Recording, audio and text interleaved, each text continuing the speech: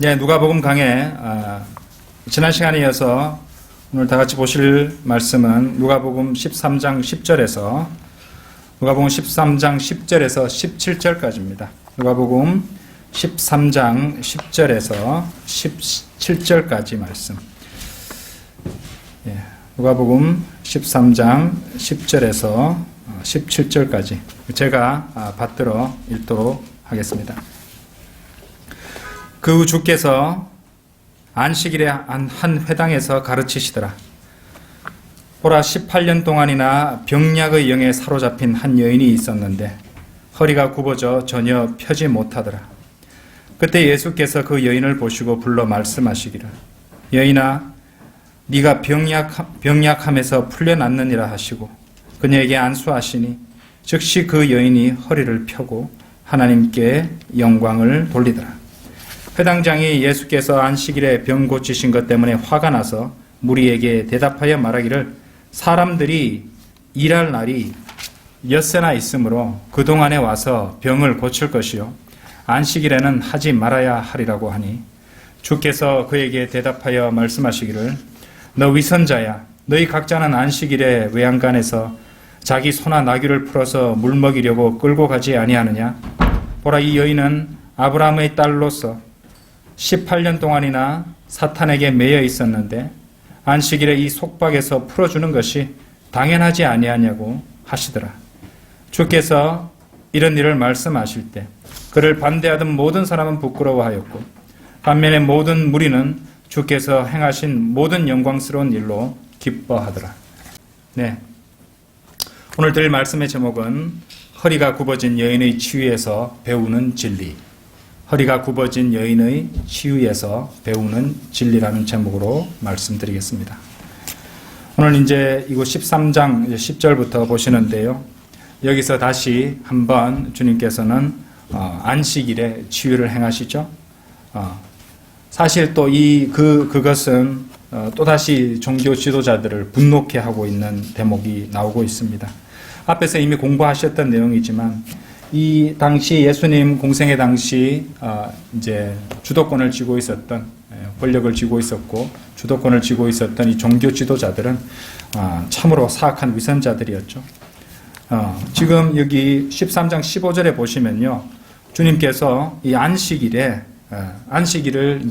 이제 어겨도 되는 예외 사항들을 두셨다는 것을 이 종교 지도자들은 알고 있었음에도 불구하고 그렇게 주님을 반대하고 있었다는 것입니다.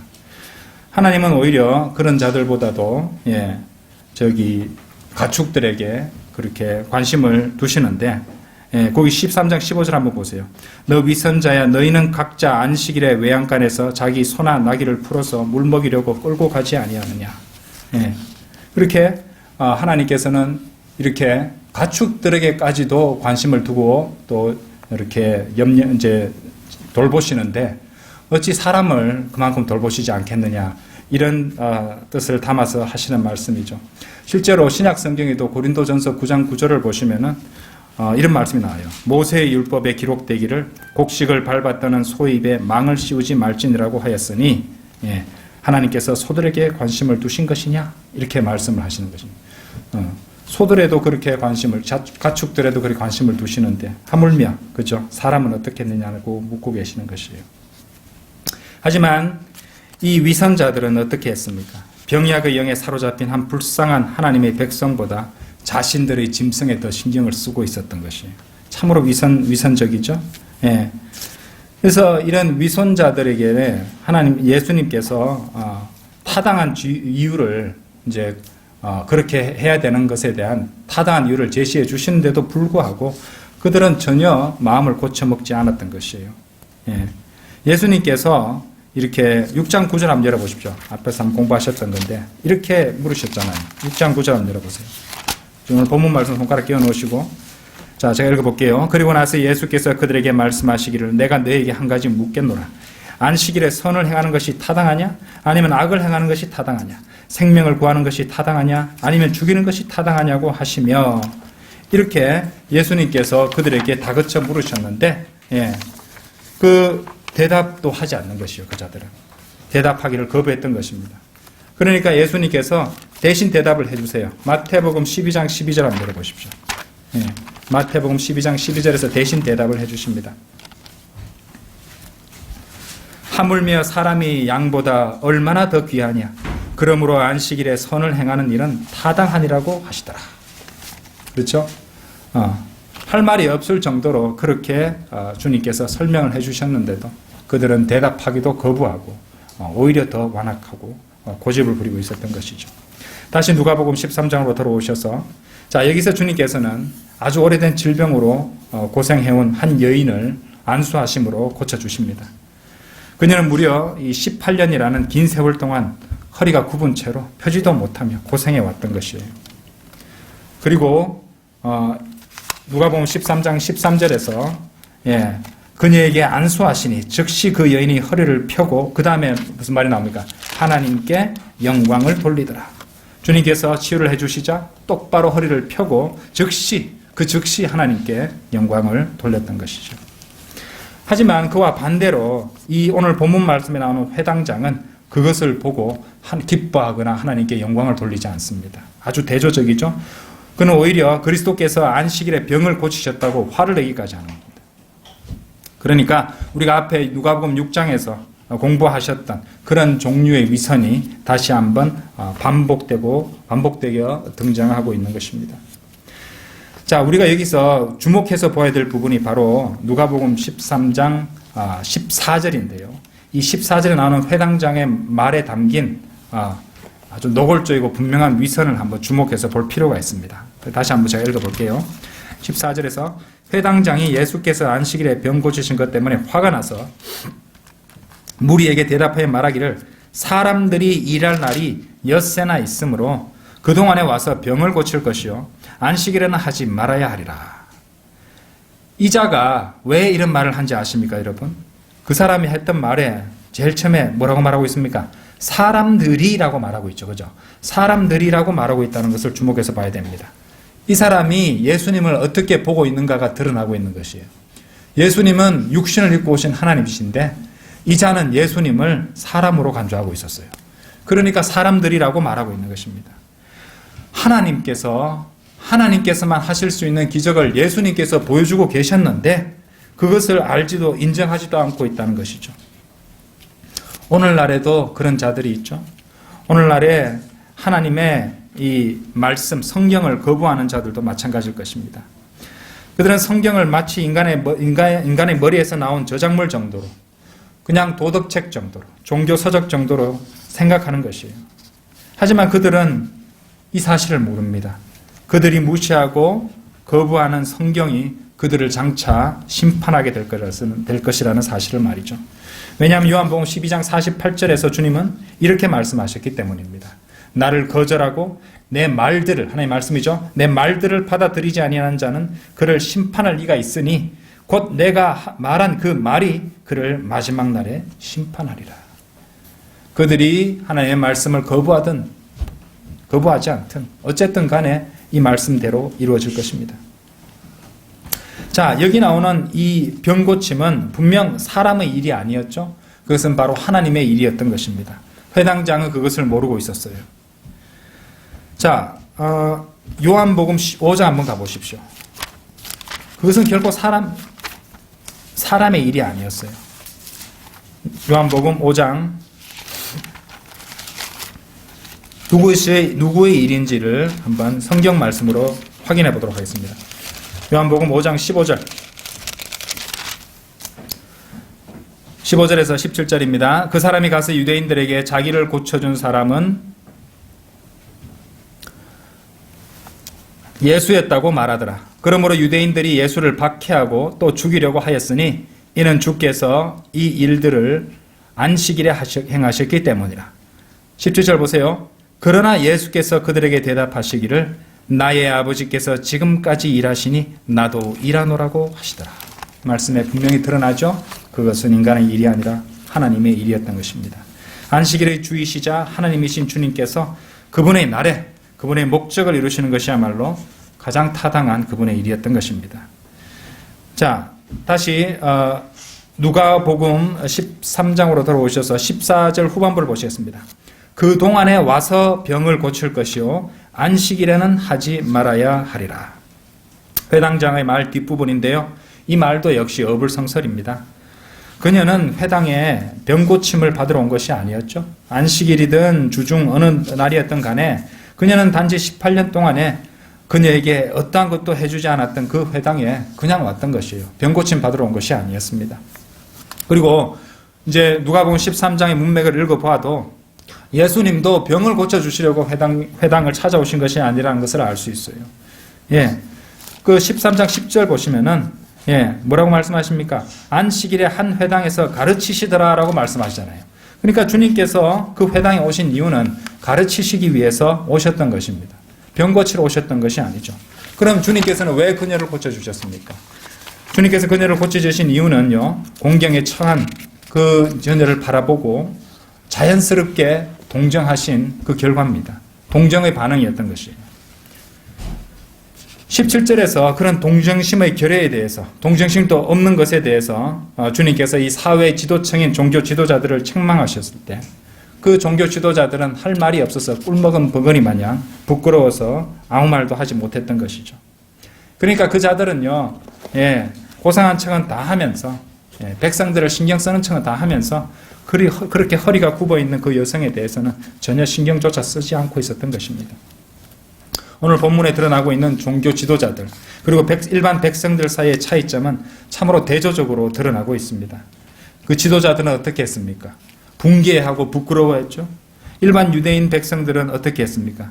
13절과 17절을 보시면 하나님께 영광을 돌리고 예수님께서 하신 일을 기뻐했던 것입니다. 너무도 차이 나죠? 자, 마가복음 12장 37절에도 그런 대조가 나타나는데요. 마가복음 12장 37절 금방 한번 보시겠습니다. 그러므로 다윗 자신도 그를 주라고 부르는데 어떻게 그가 다윗의 아들이 되겠느냐고 하시니, 그렇죠? 많은 무리가 그가 하신 말씀을 기쁘게 듣더라. 그죠? 그러니까 일반 백성, 이제 이게 일반 백성, 이제 영어 킹제임스 성경에는 common people이라고 되어 있습니다. 한글 킹제임스 성경 옛날 버전에는 많은 무리가 이렇게 되어 있는데 그 뒤에 보시면 나중에 일반 백성이로 이렇게 수정이 되어 있습니다. 영어 그대로 번역한 것이죠. common people. 그죠? 일반 백성이 그가 하신 말씀을 기쁘게 듣더라. 이렇게 되어 있는 것이에요. 그러니까 이 말은 무엇입니까? 왜 일반 백성이란 말을 갖다가 굳이 하셨던 것입니까? 지도층들은 그런 반응을 보이지 않았다는 것이에요. 그러니까 이 대조적으로 보이고 있었던 교만한 자들. 그죠? 자기를 한없이 높이고 있는 자들은 예수님 앞에 겸손해질 수 없으니까 오히려 시기하고 붕괴했던 것입니다. 자, 이 모든 상황들, 또 이 모든 것들을 충분히 이해하셨다면 오늘 본문 말씀에 담겨 있는 귀한 예표들을 통해서 보석과도 같은 이 교훈들을 배울 수 있게 있을 준비가 다 된 것이라고 볼 수 있습니다. 사실 이 복음서들에 보면은 주님께서 병을 고쳐주시는 그런 사례들이 여러 번 등장하고 있는데요. 거의 모든 병 고침의 사례들이 공통점이 있습니다. 바로 오늘 13장, 누가복음 13장의 사례와 마찬가지로 구원, 복음을 듣고 구원받는 구원의 그림이 되고 있다는 점입니다. 그래서 오늘 이 허리가 굽어진 여인이 예수님께 치유받는 이 이야기에 담겨 있는, 이 사건에 담겨 있는 구원의 그림 그리고 진리들을 한번 하나하나 짚어보도록 하겠습니다. 첫 번째로 이 여인은 허리가 구부러져 있죠. 이 여인은 구부러져 있습니다. 영어로 bent라고 합니다. bent. 그죠? 제가 영어 단어도 하나씩 소개해 드릴 것인데, 전부 다 B로 시작합니다. 그렇죠? 미국 바이블 빌리버 목사님들이 설교하시는 거 보면은 그 단어들, 같은 단어로 철자로 시작하는 단어들을 쭉 열거하면서 설교하시거든요. 그러니까 이제 우리하고는 조금 성격은 다르십니다만은 이제 B로 시작하는 단어들이 계속 반복되는 것이에요. 첫 번째로 이 여인은 구부러져 있어요. bent 되어 있어요. 구부러져 있다. 그러니까 저처럼 이 세상으로 들어오는 모든 사람들은 그렇게 영적으로는 구부러지고 뒤틀린 채 태어난다는 뜻입니다. 인간은 모두 죄성, 곧 아담의 성품을 가지고 태어나기 때문에 아무리 세상 종교에 귀의하고 교회 출석을 한다 해도 그것을 그런 노력으로 똑바로 펼 수 없다는 것입니다. 그렇죠? 열심을 내도 종교의식을 아무리 쌓아 올려도, 그렇죠? 열성을 보여도 구부러진 것을 펼 수 없다는 것입니다. 사실 이 설교를 준비하다 발견한 것이지만 이 세상에 죄가 들어오도록 야기한 악한 존재, 이 사탄이야말로 성경에서 욥기 26장 13절이나 이사야서 27장 1절에서 꼬부라진 뱀이라고 그러잖아요. 그죠? 꼬부라진 뱀. 그렇죠? 예, 구부러진 것. 연관되어 생각할 수 있는 것입니다. 오미하죠? 자, 두 번째 교훈은 무엇인가? 그녀는 bowed, 굽어 있습니다. 그렇죠? 그녀는 구부러져 있고 굽어져 있다는 것입니다. 그녀가 몸이 굽어져 있는 모습을 생각해 보십시오. 그녀가 하늘을 올려다 볼 수 있습니까? 아니죠? 허리가 굽었기 때문에 하늘을 올려보기가 너무 힘들어요. 그녀의 눈은 자연적으로 죄로 인해서 저주받은 땅 쪽으로 늘 향해 있습니다. 생각해 보십시오.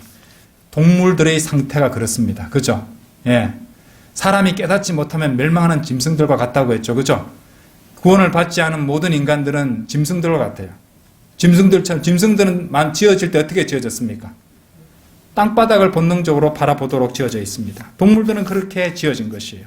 주님께서는 거기서 배우기를 원하십니다. 사람이 아무리 고상하고 또 종기에 처해 있다 할지라도 깨닫지 못하면 멸망하는 짐승들과 같다.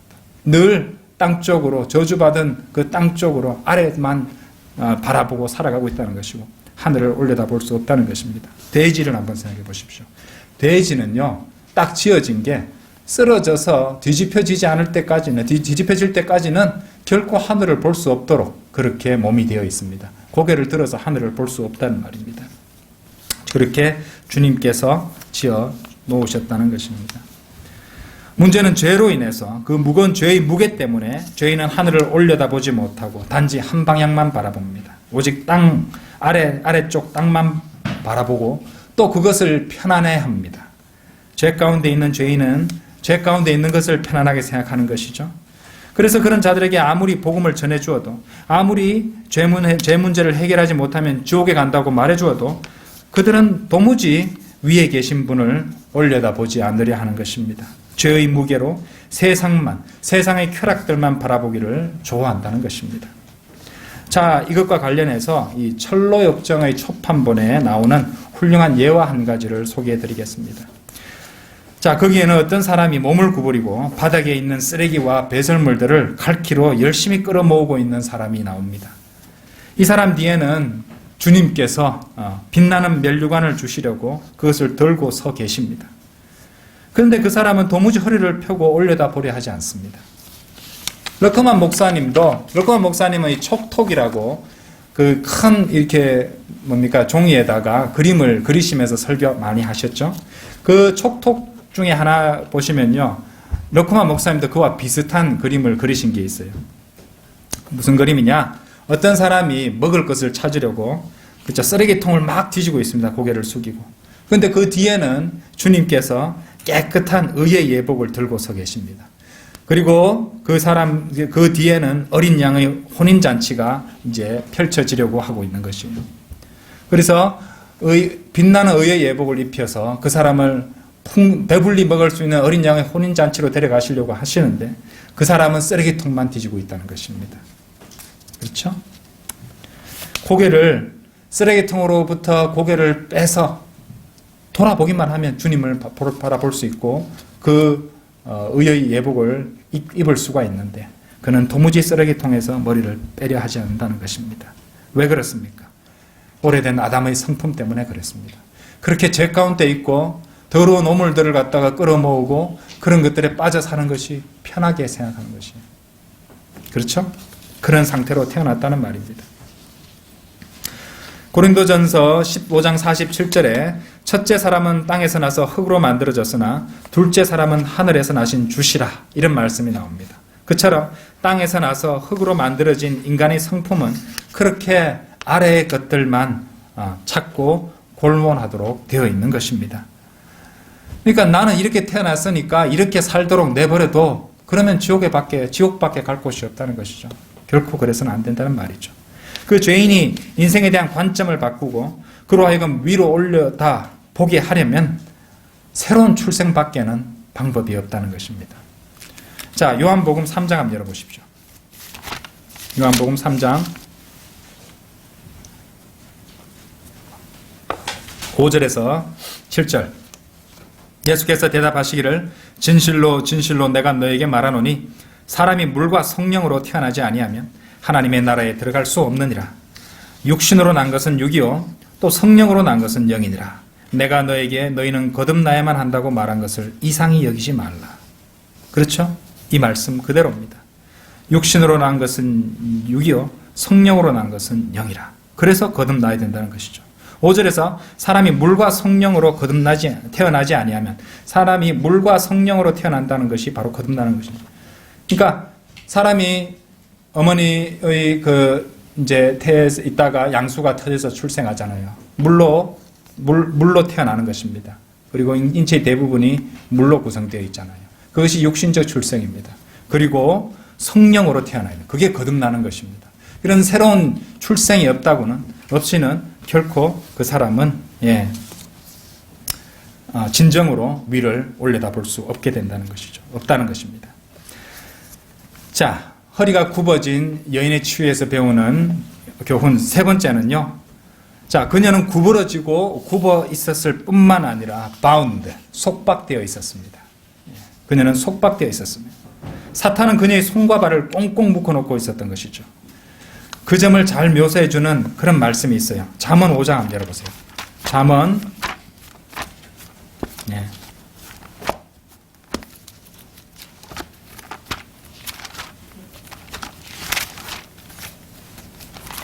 5장 22절입니다. 잠언 5장 22절. 악인은 자기 자신의 악들에 걸리며 자기 죄들의 줄들에 매이리라. 죄인은 자기 죄인의 줄들 그리고 악들에 매여 있고 속박되어 있다는 말입니다. 여러분 잘 들어보십시오. 이 세상 사람들이 빠져 사는 것들이 실상 그 사람들을 갖다가 속박하고 묶어놓는 그런 역할을 하는 것이라는 것을 아십니까? 일단 사람을 붙잡아 버리면 참으로 벗어날 수 없게 꽁꽁 묶어버리는 대표적인 세 가지가 있습니다. 그중 한 가지는 술이고요, 또 한 가지는 마약이며 나머지 한 가지는 음란물입니다. 아시죠? 이 세 가지는 진짜 오늘날 이 세상에서 엄청난 규모로 거래되고 있는 것들입니다. 그렇죠? 술과 마약과 음란물이에요. 이 세 가지는요, 사람을 휘감는 끈적끈적한 촉수들을 가지고 있어서 한번 잡혀버리면요, 벗어나기가 여간 어려운 것이 아닙니다. 특히 청소년들은 더더욱 조심해야 되는 것이죠. 그죠? 예. 술, 마약, 음란물. 마약을 갖다가 호기심으로 한번 시작하는 사람들이 있습니다. 제가 그 마약에 관한 다큐멘터리를 한번 본 적이 있었는데요. 정말 끔찍하더라고요. 호기심에 한번 했던 사람은요, 마약은 무서운 점이 뭐냐면요, 한 번만 해도 중독이 된다는 뜻이에요. 무섭죠? 단 한 번만의 그 마약의 경험이 그 사람을 중독자로 만들어버린다는 것입니다. 술? 안 취할 정도로 마시면 되지. 아닙니다. 술은 한 잔을 마시면 한 잔만큼 취하는 것입니다. 한 잔이 두 잔이 되고 두 잔이 석 잔이 되는 거죠. 그렇죠? 성경은 술을 쳐다보지도 말라고 말씀하셨던 것이에요.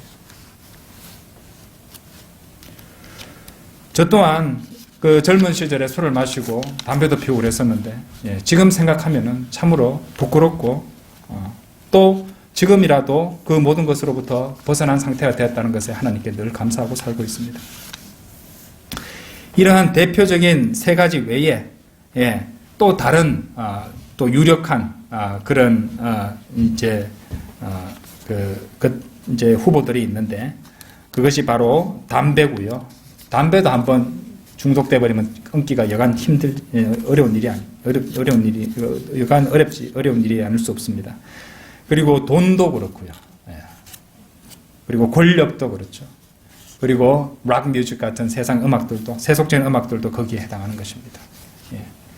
그래서 이제 수능이 가까울 때 사람들 수능 금지곡 같은 그런 게 있어요. 이렇게 반복적인 멜로디로 사람에게 계속 떠오르게 하는 그런 음악이 수능 금지곡이라고 말하는데, 왜 그러냐면 수험생이 그 음악을 한번 들어버리면 계속 머리에서 그 음악의 멜로디나 가사가 이제 계속 반복되어 되어지기 때문에 그만 공부에 집중하기 힘들다는 뜻으로 그런 말을 하는 것입니다. 그만큼 음악이 무섭습니다. 음악도 무섭고요. 그렇죠? 이런 음악을 이기는 일은요, 음악을 안 듣는 것이 아니라 차라리 찬송가를 갖다 부르고 찬송가 음악, 찬송을 부르고 찬송을 듣는 것입니다. 예, 그렇게 반대 급부를 갖다가 이용하는 것이에요. 예, 그냥 참고 나 아무것도 안 들어, 이것은 금방 굴복하기 쉽기 때문에 그렇습니다. 예, 성경의 원리가 그렇습니다. 그렇죠? 자, 네 번째 교훈. 그녀는 이제 모형적으로 보았을 때 그녀는 거듭났습니다. born again. 또 B로 시작하죠. born again. 거듭났습니다. 주님께서는 그녀로 하여금 허리를 꼿꼿하게 펴고 더 이상 병이 없이 살 수 있도록 새로운 삶을 열어주십니다. 예수님에 의해 그녀는 자신이 묶여있던 그 속박으로부터 자유롭게 풀려나게 되었던 것이죠. 성도 여러분, 그처럼 여러분이 구원받고 흑암에서 광명으로 사탄의 권세에서 하나님께로 돌아서게 되었다면 여러분은 그리스도 안에서 새로운 피조물이 된 것입니다. 그렇죠? 사도행전 26장 18절에서 그들의 눈을 뜨게 하여 흑암에서 광명으로 사탄의 권세에서 하나님께로 돌아서게 하며 그들로 죄사함을 받게 하고 내 안에 있는 믿음으로 거룩하게 된 사람들 가운데서 유업을 받게 하려는 것이라고 하였나이다. 고린도후서 5장 17절에서는 그러므로 누구든지 그리스도 안에 있으면 새로운 피조물이라. 옛 것들은 지나갔으니 보라 모든 것이 새롭게 되었도다. 자, 참으로 그렇게 새로운 피조물이 되었다면, 그렇다면 당연히 거기에는 여러분이 사는 방식에 있어서도 어떤 근본적이고 도덕적인 변화가 있어야 할 것입니다. 물론 죄인은 행위가 아닌 믿음으로 말미암아 은혜로 구원을 받는 것입니다. 그렇죠? 행위로 받는 구원은 아니에요. 너희가 믿음으로 말미암아 은혜로 구원을 받았으니 이것은 너희에게서 난 것이 아니요 하나님의 선물이라. 행위에서 난 것이 아니니 아무도 자랑하지 못하게 하려 하심이라고 에베소서 2장 8절 9절에서 말씀하십니다. 맞습니다. 하지만 어떤 사람이 구원을 받았다면요, 그 사람은 그 사람 안에 성령님께서 내주하셔서 선한 일들을 위해서 행하도록 그렇게 역사하신다는 것을 알아야 됩니다. 그렇죠? 구원받은 것으로 아무렇게나 살아도 된다. 아무렇게나 살아도 된다. 그래도 다 잘 될 거다. 그렇지. 그런 것은 없습니다. 자, 에베소서 2장 8절 9절 제가 좀 전에 이렇게 말씀드렸는데 직접 찾아보도록 하겠습니다. 2장 10절 한번 보십시오. 에베소서 2장 10절. 우리가 8절 9절은 복음 전할 때도 많이 언급하지만 10절은 이제 한번 직접 보도록 하겠습니다. 우리는 그분의 작품이니 그리스도 예수 안에서 선한 일들을 위하여 창조되었느니라. 이 일들은 하나님께서 미리 정하시어 우리로 그것들 가운데서 뭐라고요? 행하게 하려 하신 것이라. 이렇게 말씀하시는 것입니다. 생각해 보십시오. 18년 동안이나 허리가 9번 채로 불쌍하게 다니던 그 여인이 예수님을 만나 기적적으로 치유를 받아서 똑바로 서게 되었습니다. 그런데 치유받았으면 똑바로 허리를 꼿꼿하게 세워서 다녀야 되는데 주님께서 고쳐주셨는데 다시 틈만 나면 이전 상태로 돌아가서 허리가 굽혀진 채로 다녀야 하는 상황을 한번 생각해 보십시오.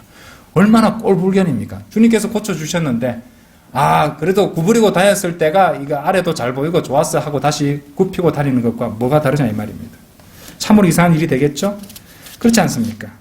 하지만 그것이 바로 그리스도인들이 자신의 지체를 불의의 병기로 죄에게 내어줄 때 일어나는 일이 바로 그러한 상황이라고 볼 수 있는 것입니다.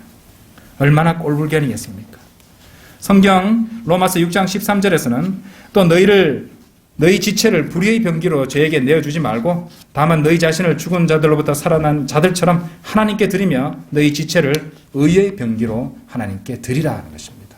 하나님께 의의 병기로 드리지 않으면요 불의의 병기로 주어지게 됩니다. 중간지대는 없습니다, 여러분. 그러니까 결단을 하셔야 되는 것이에요. 그렇다고 제 말을 오해하지는 마십시오. 구원을 유지하기 위해서 그렇게 하는 것은 아닙니다. 한번 믿음으로 말미암아 은혜로 받은 구원은 한번 받은 구원은 영원한 것입니다. 다섯 번째 교훈입니다. 그녀는 마침내 복을 받게 되었습니다. blessed. 그렇죠? 그녀가 굽은 허리를 폈을 때, 그녀의 굽은 허리가 펴졌을 때, 그러니까 모형적으로 그녀가 새로운 출생을 경험하게 되었을 때 그녀는 즉시 하나님께 영광을 돌렸습니다. 여러분들 그런 장면을 우리가 사도행전에서 본 적이 있어요. 한번 보시겠습니다. 사도행전 3장 한번 열어보세요. 사도행전 3장 7절에서 8절. 안전뱅이가 나오죠. 그의 오른손을 잡아 일으키니 그가 즉시 발과 발목에 힘을 얻어서 뛰어 일어서서 걸으며 그들과 함께 성전으로 들어가 걷기도 하고 뛰기도 하며 뭐라고요? 하나님을 찬양하더라 그랬습니다. 자, 사람들마다 이렇게 그 구원을 받았을 때 그 사람이 원래 처해 있던 상황들은 개개인마다 다 다를 것입니다. 하지만 분명한 것은 자신이 빠져 있던 상황이 더욱더 어둡고 추하고 또 비참할 상황일수록 그 받은 구원이 더욱더 큰 축복으로 여겨진다는 것이에요. 그녀는 18년 동안 허리를 굽히고 그렇게 사람들도 얼마나 우습게 보고 그랬습니까? 정말 비참하게 살았지 않습니까? 그죠? 예. 그러다 허리를 펴고, 예, 위쪽 공기도 마셔보게 된 것이. 그죠? 얼마나 기쁘겠습니까? 그러니까 하나님께 곧바로 즉시 찬양을 불렀던 것이에요. 안전뱅이가 치유를 받았을 때도 걷고 뛰고 하나님을 찬양했던 것입니다. 얼마나 기뻤겠습니까? 그렇죠? 여러분들도 처음 구원받았을 때 그 기쁨을 한번 생각해 보십시오. 자, 허리가 굽어진 여인의 치유에서 배우는 교훈들. 마지막 교훈은 그녀의 치유는 믿음 바 되었다는 것입니다. believed. 그녀가 치유받았을 때 그녀 주변에 있었던 모든 사람들은요, 똑똑히 그녀의 변화를 지켜보았습니다. 그리고 17절 말씀대로 그들 역시 주께서 행하신 모든 영광스러운 일로 기뻐했습니다. 소경 바디메오가 눈을 뜨게 되었을 때도 마찬가지였습니다. 그들 역시, 그 주변에 있던 사람들 역시 예수님께서, 그죠? 바디메오에게 하신 일을 보고 하나님을 찬양했던 것이에요. 누가복음 18장 43절에서 그가 즉시 보게 되어 주를 따르며 하나님께 영광을 돌리고 또 그것을 보고 있던 모든 사람이 하나님을 찬양하더라 했습니다. 자, 그처럼 그리스도인으로서 변화된 삶의 목적이 있습니다. 자신의 의를 뽐내고 자랑하는 것이 아니죠. 구원받은 그리스도인의 변화된 삶이 있어야 되는 이유는요, 다른 사람으로 하여금 그 사람의 삶을 통해서 구원을 주시는 예수 그리스도의 은혜를 발견할 수 있도록 하는 일입니다. 여러분이 구원받았다면 여러분의 모습을 통해서 구원받지 못한 죄인들이 구원을 주시는 예수 그리스도의 은혜를 발견할 수 있도록 해야 합니다. 그와 관련해서 한 가지 예화 하나를 소개하겠습니다. 미국의 어느 교회에서 있었던 일이에요. 어느 교회에서 이 특송 시간에 아버지와 어린 딸이 이렇게 앞에 나와서 무슨 이제 찬양을 노래 부르고 있었다고 합니다.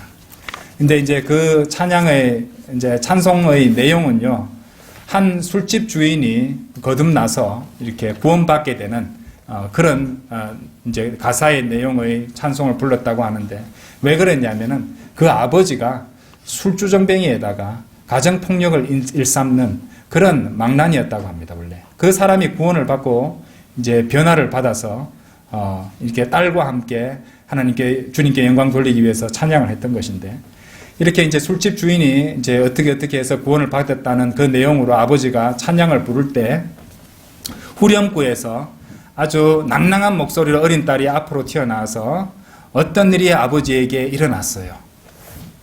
아빠는 완전히 다른 사람이 되었어요. 뭐 이렇게 후렴구의 가사로 노래를 불렀다고 합니다. 그러니까 이제 그 아버지가 얼마나 추악한 죄인이었는지 아는 모든 사람들이, 그 교회에 앉아있던 모든 사람들이 주님께 영광을 돌리고 감사를 돌리고 아멘 아멘 연발하는 그런 모습이 연출되었다고 합니다. 어떻게 생각하십니까? 그 아버지에게 어떤 일이 일어났기 때문이고 분명한 변화가 나타났기 때문이었던 것이죠. 그리고 그들은 그 모든 것들을 알았고 주님께 그것으로 인해서 영광을 돌렸던 것입니다. 이제 결론을 맺겠습니다. 오늘 우리는 예수님께 치유를 받은 허리가 굽어진 여인의 이야기를 통해서 많은 교훈들을 배웠습니다.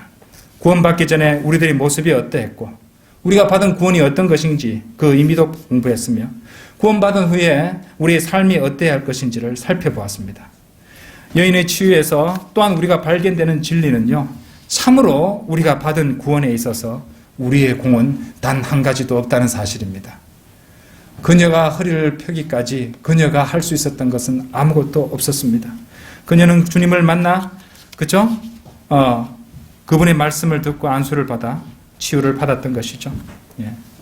우리도 우리의 행위가 아닌 복음을 듣고 그것을 믿은 것만으로, 복음의 믿음으로 순종한 것만으로 구원을 받은 것이었습니다.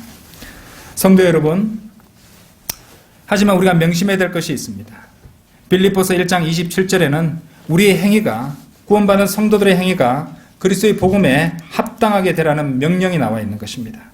구원을 받아서 지옥행을 면한 것으로 안주하지 말고 우리가 그리스도의 죽음과 장사와 부활을 담은 복음을 듣고 구원받은 것처럼 우리의 구원받은 후의 삶 또한 우리의 육신적 자아를 죽은 것으로 여기고 그리스도를 믿는 믿음으로 살며 매 순간 우리의 지체를 의의 병기로 내어드리는 삶을 살아가야 함을 의미하는 것입니다. 더 나아가 우리 주변의 사람들이 우리를 통해서 구원을 베푸시는 그리스도의 은혜를 발견할 수 있어야 할 것입니다. 우리가 전하는 복음을 거절하는 죄인들조차도 우리의 믿음의 행실과 선한 행위들을 보고 찔림을 받아 결국 그리스도를 영접하고 하나님께 영광을 돌리게 될지 누가 알겠습니까? 그처럼 우리는 복음에 합당한, 복음에 따른, 그리고 복음을 전하기 위한 믿음의 행위로 살아가고 있어야 할 것입니다. 한마디로 말해 모든 그리스도인은 살아있는 복음이 되어야 합니다. 그리스도의 죽음, 장사, 부활을 믿는 믿음에 따른, 복음에 따른 합당한 그런 복음에 합당한 행위가 나타나는 성도들이 늘어갈수록 우리 교회도 분열과 다툼 없이 한 마음으로 한 영 안에서 강성해질 수 있을 것이고 주님께서는 적절한 때에 더 많은 혼들을 더해 주실 것입니다. 다 같이 기도드리겠습니다.